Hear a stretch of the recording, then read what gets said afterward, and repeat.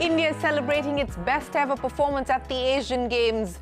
The record for the best in the event's 72-year history. We are, of course, all elated and hoping for a century before the close of the sporting festival.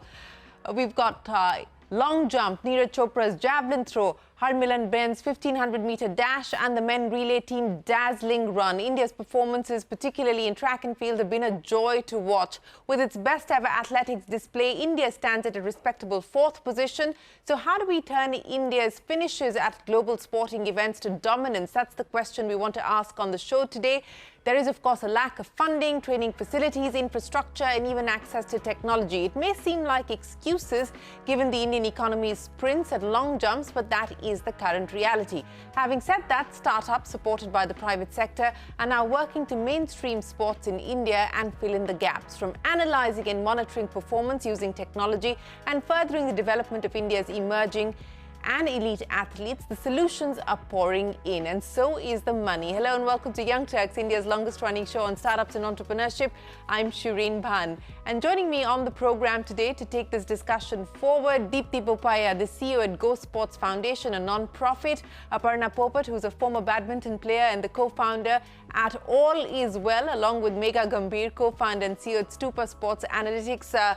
Ladies, thanks very much for joining us here on what is a very special edition of Young Turks. I mean, it's Indian sports truly has come a long way. We've got 3 women here discussing not just the athlete's perspective, but the business of sport here in India as well. So let's kickstart, Deepti, with you. And I want to understand from you, when you set up Go Sport as a non-profit, looking at how you could aid and facilitate not just the elite athletes, but the upcoming and emerging athletes. What was the vision? And in the last several years that you've been around, what have been the big changes that you've been able to achieve so far? So I think today, whatever names you're seeing in the Asian Games and the Tokyo Olympics have been athletes that have been picked when they were 13, 14, 15. So there's a whole lot of investment, support, training given to all of them at that age to see the results now. A lot of us feel like if I just support an athlete a year before the Olympics or 2 years before, you're going to see some results. That would be 1 out of 100 who's supremely talented, who just needs a little bit of funding. But I think it's a long-term game, just like entrepreneurship, just like any startup. You need to be invested, you need to support them, you need to nurture them to see the results over a period of time. So for us, I think CSR was a big turning point. Prior to that, it was friends, family, various different fundraising ideas. But it's really exciting that, the CSR mandate allows training towards Olympic, Paralympic and rural sports. And that has been, I think, a turning point for at least organizations like us who seek funding from corporate India to come on board and support us. But, if the funding aspect of it has been to some extent solved for, or at least is being solved for, what do you see as the biggest challenge that we are faced with today? From an elite athlete's perspective, I think it is continuity of support, because it is so dynamic in terms of, what tournament they're going to play. There could be an injury, there could be some other changes, they could just be changing their entire periodization schedule. So it's very important that there is continuous funding available. A lot of people think that, maybe 2 tournaments and 5 tournaments and, 1 trainer will really do the game. But for us, it's about providing continuous support over a period of time. And most of our partners, have diligently, consistently supported us, because for them, it's really putting India on a world sporting map. The medals is an outcome of a lot of effort.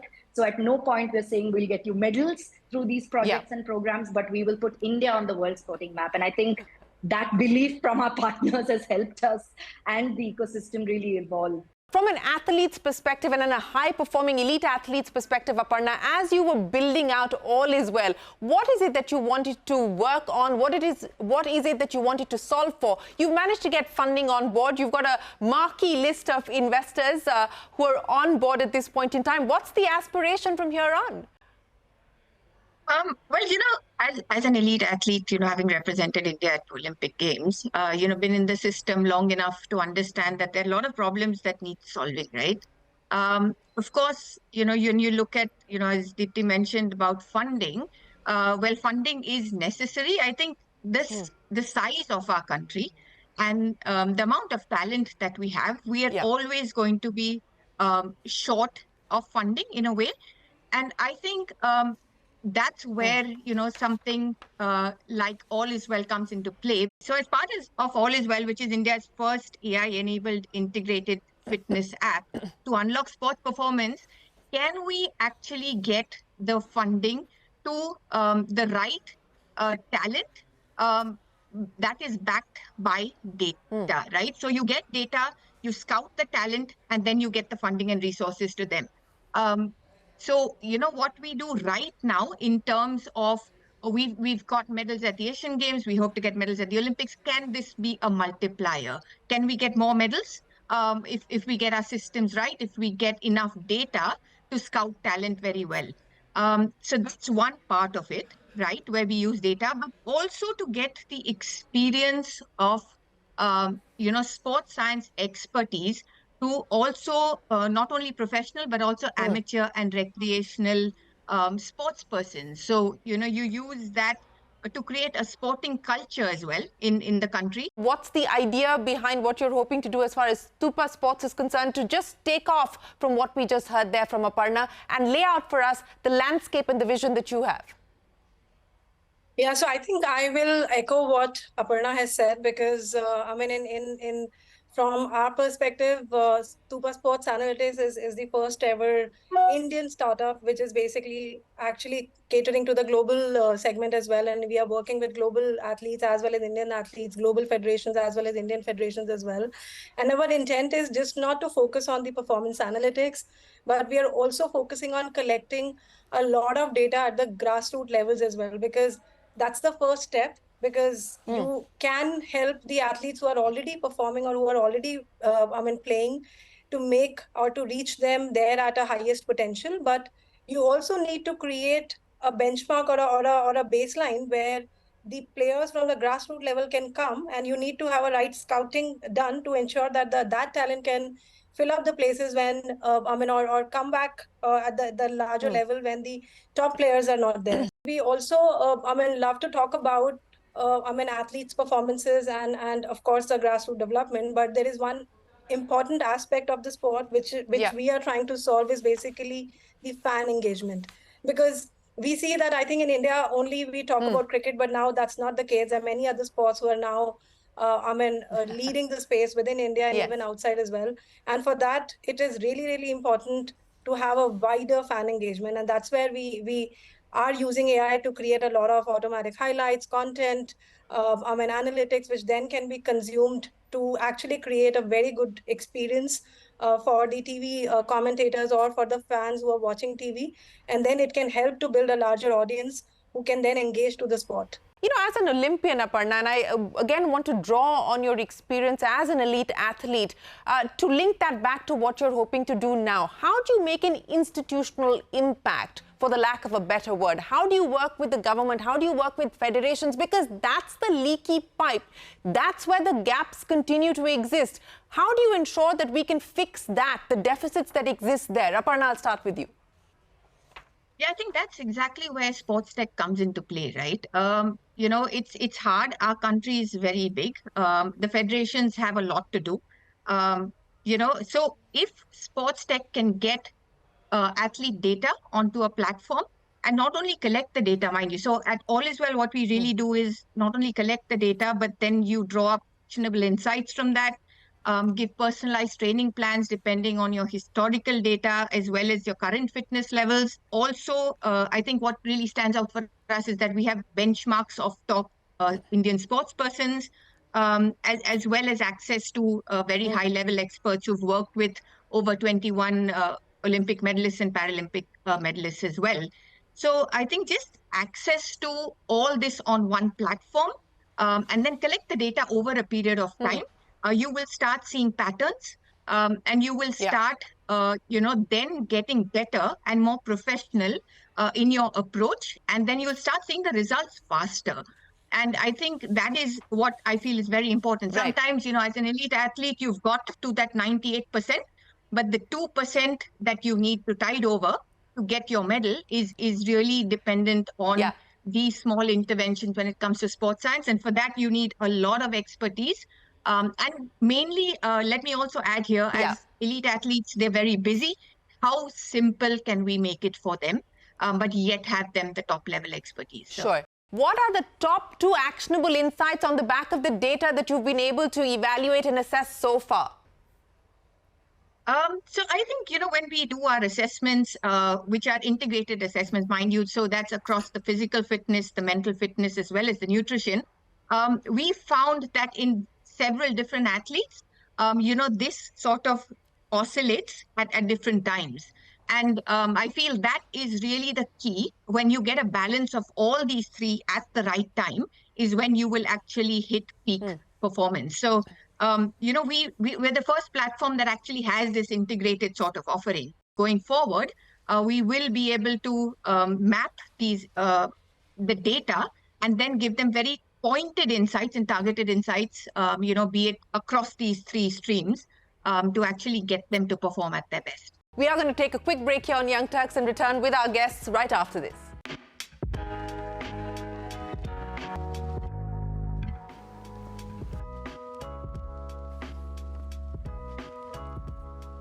We are still in conversation with Deepti Bopaiah, the CEO at Go Sports Foundation, Aparna Popat, Olympian and co-founder at All Is Well, and Meghna Gambhir, co-founder and CEO at Stupa Sports Analytics.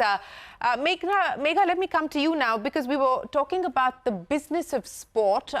What has been the adoption, the acceptance, for instance, for a product like yours? And more importantly, as you said, we've seen life outside of cricket now really take off as far as Indian sports is concerned, from kabaddi to volleyball. There's lots of avenues that have opened up. But how easy or challenging is it to make this monetizable, a product like yours?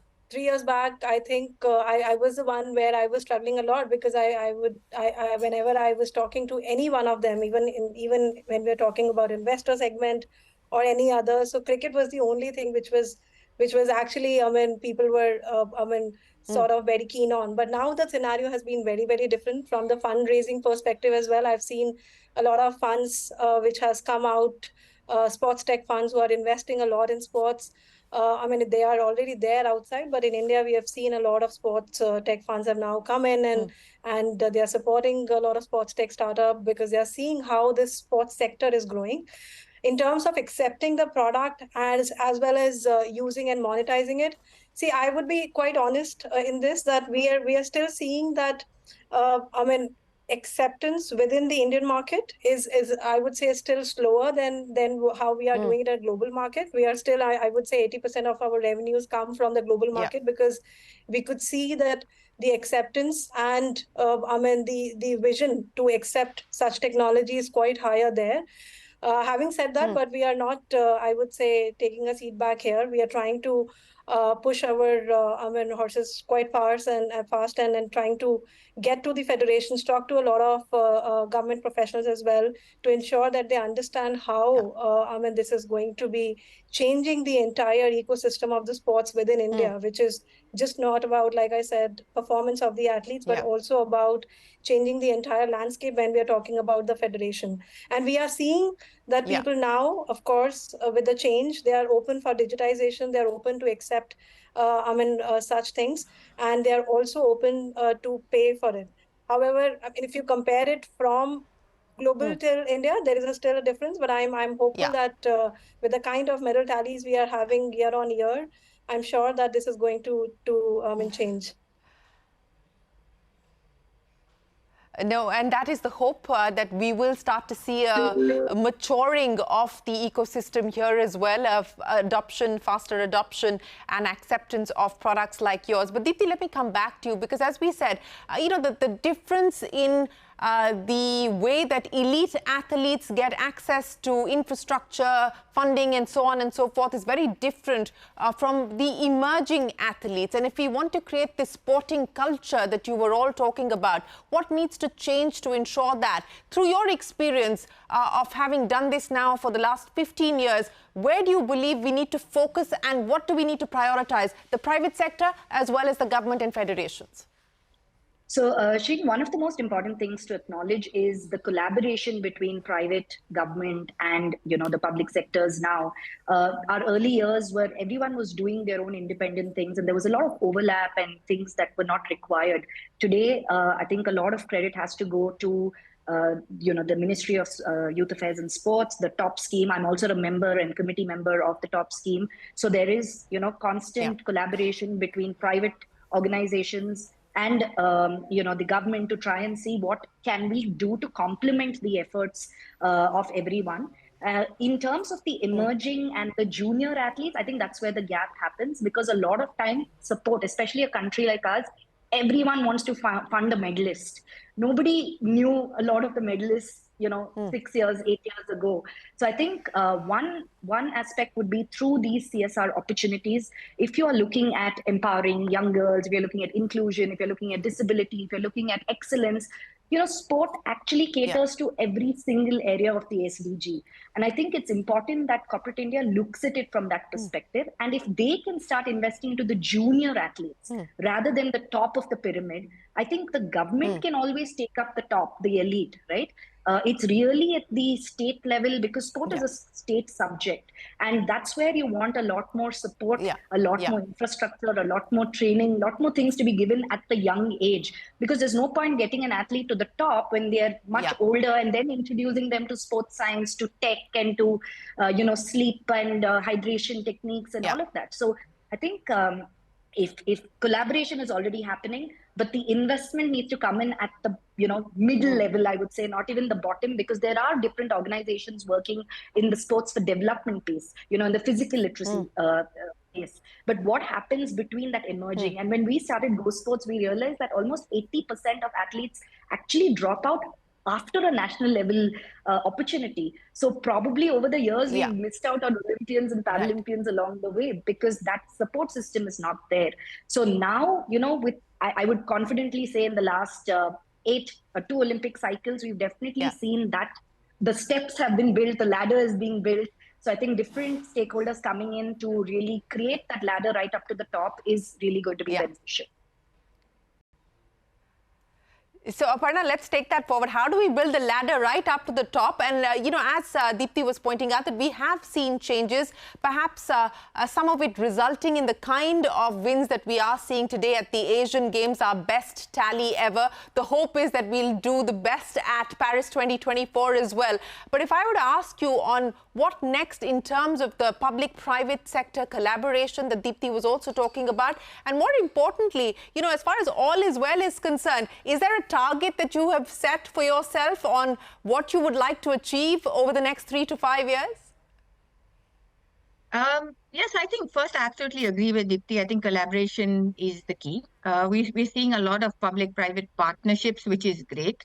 Again, just coming to the point of creating a system, right? As she mentioned, it's a ladder. I think just investing in creating a system by which you can record and you can monitor and you can track, several talented sports persons, so that we don't lose out on talent. We need to multiply the medals, and we need to multiply them fast. I think the Asian Games is a great success, but it needs to be better for a country as large as ours. So how really can we do that? I think, at All Is Well, we're a young startup.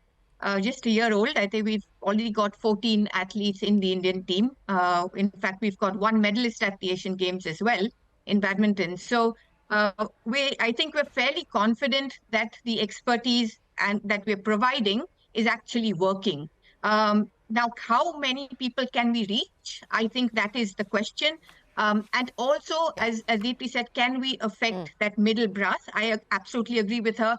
That's where, this kind of an expertise would be extremely valuable, and then also contribute to the sporting culture, as I said, take it to the amateur and the recreational athletes as well, just so that the experiences of sport get better, the health of our country gets better, and at the high performance level and at the elite level, I think the talent scouting has to be better, and that can happen through an integrated fitness app like ours.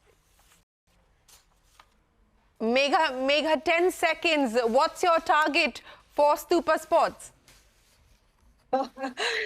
I think So what we are trying to basically achieve is that we really want, within India in next, few years, all of these sports and the federations are completely digitized, and they literally use the platform for managing their tournaments, managing the leagues or streaming, and then use that data to scout the right talent, as well as help them in their performance analysis.